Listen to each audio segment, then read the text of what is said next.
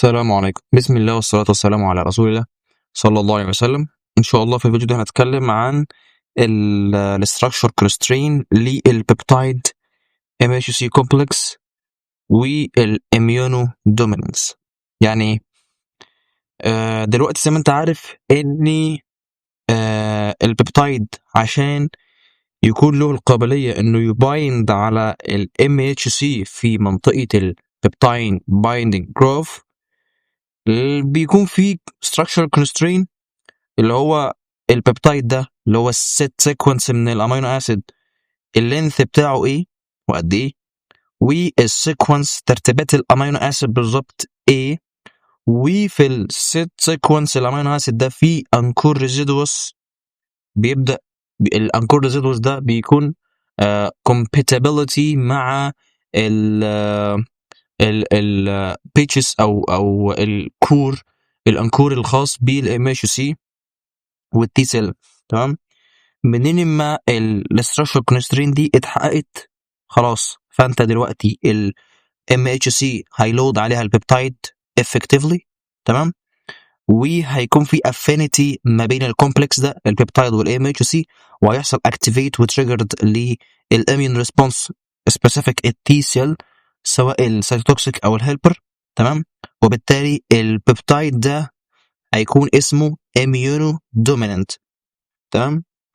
اما لو في شخص تاني الام اتش سي بتاعته مش قادره تافينيتي بايند اي بيبتايد موجود على الانتيجين ده ككلي، يبقى ده نون ريسبونسيف للانتيجين عامه، وبالتالي بيكون اسمه نون ريسبوندر. تمام. طيب البيزك الخاص بالاميونو دومينانس، طبعا زي ما انت عارف الانتيجين بريزنتنج سيل بيكون في انتيجين في الجسم عامه، بروتين انتيجين، ف بيتيكن اب بدايجيشن. تمام. بيكابشر الانتيجين ده، ومن خلاله في مرحله الانتيجين بروسيسنج اللي احنا شرحناها في الباث واي في الميكانيزم. تمام. بينتج سيفرال من البيبتايد فراجمنت، فبيكون من السيفرال ده بيكون في سمول سبست بيبتايد. تمام. هو ده اللي مطبق عليه الاستراكشرال كونسترين عشان خاطر يبايند افينيتي للام اتش سي. تمام. خلاص حصل افينيتي، فبيبدا يديسبلاي على الانتيجين بريزنتنج سيل سيرفيس عشان خاطر يتريجر ويأكتيفيت التي سيل. طيب في وبيكون ده البيبتايد ده او الانتيجين ده عامه، اللي موجود في البيبتايد ده بيكون اسمه اميونو دومينانت بيبتايد. في اشخاص ثانيه ما بتعرفش تاكتيف التي سيل لان هي مش بتعرف تبايند افينيتي على الام اتش سي ككل، بقى الانتيجين كله بالفراجمنت بيبتايد اللي حصل اثناء الانتيجين بروسيسنج، سواء في البروتيوم او في اللايسوسوم. تمام. سواء حصل في البروتوزوم او في اللايسوسوم، كل الفراجمنت بيبتايد ده مش بيعرف alloded ويبايند افينيتي للام اتش سي، وبالتالي مش بيعرف يelicit التي سيل ريسبونس. تمام. فده الليميتيشن الخاص بال الاميونودوميننت اللي هو البيبتايد اللي مش قادر يبايند عليه، وده بيكون باختلاف الابيتوب اللي موجود على البيبتايد نفسه. وعشان نشرح النقطة دي أكتر، لو أنت فاكر في أول ما بدأنا الشابتر الثالث لما اتكلمنا على البوليمورفيزم الخاص بالام اتش سي من الناحية البوبوليشن ومن ناحية الانديفيدوال، على مستوى البوبوليشن وعلى مستوى الانديفيدوال. تمام. وارتباطهم بالاميون ريسبونسفنس. تمام. قال لك ان اكتر بروتين هايلي بوليمورفيزم في الهيومن عامه كله الام اتش سي. تمام. على مستوى البوبوليشن وعلى مستوى الانديفيدوال. تمام. فاول حاجه على مستوى البوبوليشن قال لك باختلاف الاشخاص بيكون في ريسبونس ل different fragment من البيبتايد لنفس الانتيجين. الانتيجين ده فيه بيبتايد A و B و C. individual 1 بيأكتيفيت او بيكون اللي عنده structural constraint عشان يبايند affinity للام اتش سي، بيكون مثلا بيبتايد A من الانتيجين الفلاني. شخص تاني بيبتايد بي من نفس الانتيجين، شخص تالت بيبتايد سي من نفس الانتيجين. تمام. وبالتالي على مستوى الانديفيدوال لو في باثوجين معينه هربت من شخص وحصل لها سرفايفل في الجسم ده،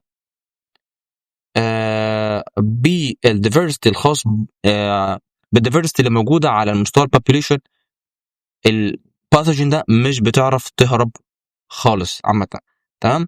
ليه؟ لان البوليمورفيزم الخاص بالام اتش سي، الشخص ده ما عرفش يرسبونس ليكي، لا في شخص تاني عنده ستراكشر تاني من الام اتش سي هيقدر يتعرف على بيبتايد من عندك ويقدر يرسبونس الادابتيف ايمن ريسبونس.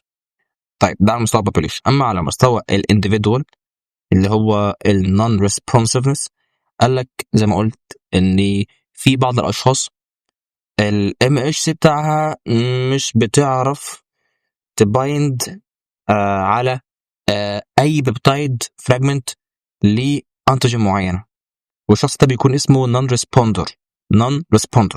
تمام.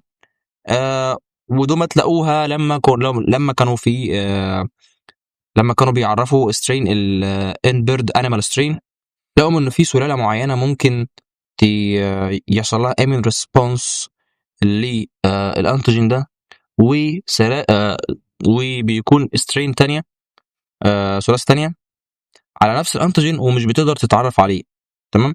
وده اكتر كان انكود في الام اتش سي كلاس 2 الخاص بالانتيجين بريزنتنج سيل. تمام. وعشان ده عشان الكونسترين اللي حصل ده او اللي بيحصل عامه جيناتيكلي ده، قال لك برضو دي بتواجههم في الفاكسين ديزاين، في امبليكيشن في الفاكسين ديزاين. يعني مفيش فاكسين ديزاين بيكون treated as a universal. لا، ممكن اشخاص تستجيب للفاكسين ده واشخاص تانية لا. اشخاص تكون الفاكسين ده small number من البلايد ده بيكون effective ل individuals و others not. تمام. وبالتالي هنا قدروا انه يخشوا في مرحله ايه، انه الفاكسين يحاولوا يطوروا اكتر من فاكسين as different epitope. بيكون في multiple epitope لنفس الفاكسين. تمام. بحيث ان شخص مثلا ما استجابش الفاكسين A1 يستجيب لفاكسين A2. تمام. طيب، او ان بيدخلوا للجسم نفسه فاكسين الوول بروتين. يعني مثلا دلوقتي الانتيجين ده الشخص ده او مثلا شخص، معظم اشخاص نسبه كبيره جدا بيستجيبوا لسيكونس من الامينو اسيد اللي هو البيبتايد الفلاني، فبدل ما يدخلوا البيبتايد على هيئه فاكسين لا، هو بيقوموا مدخلين الانتيجين ككل، الانتيجين ككل از فاكسين. دي تاني حل. تالت حل قال لك اني خلاص انا ممكن ادخله كام ار ان اي والجسم ياخده كاندوجينوس جوه الخليه، وبالتالي هو ذات نفسه يعمل له اندوجين بروسيسنج ويبايند على الام اتش سي. تمام. طيب اخر حاجه الام اتش سي ريستريكشن للنون بيبتايد انتيجين. قال لك ان التي سيل ممكن تريسبونس ل نون بيبتايد انتيجين زي الميتال ايون. تمام. وده بيكون ليها هايبر سنسيتيفيتي رياكشن، ممكن كيميكال او ممكن دراج. تمام. منين ما تكون موجوده وتيجي ترتبط مثلا على السلف بيبتايد ام اتش سي، تيجي ترتبط على الام اتش سي مولكيول، يعني ممكن تعمل تغير في الاستراكشر الخاص بال الام اتش سي عند منطقه البيبتايد بايندنج جراف. تمام. فارتباطه بيكون مرتبط نون كوفالنتلي على الام اتش سي. تمام. وزي ما قلت ان ممكن يحصل تغير في البيبتايد بايندنج كليف. تمام. وخلاص هو دلوقتي يعني از كونسبت في عندنا دلوقتي يعني تيبيكال للبيبتايد ام اتش سي كومبلكس، حاجه شبيهه منه بالظبط. بيبدا يتعرض على السيرفس ويبدا يتريجر التي سيل ويأكتيفيت ويحصل هايبر سنسيتيفيتي رياكشن، يعني اللي مثلا اي كيميكال، نيكل، بريليوم، اي ثيرابيوتيك دراج تاني. تمام. ممكن يبدا يتعرض للجسم على هيئه حاجه غريبه خالص. تمام. فده موضوع درس النهارده، ال MHC restriction وال structural constraint، peptide MHC والimmunodominant. تمام. سبحانك اللهم وبحمدك، اشهد ان لا اله الا انت، استغفرك واتوب اليك. والسلام.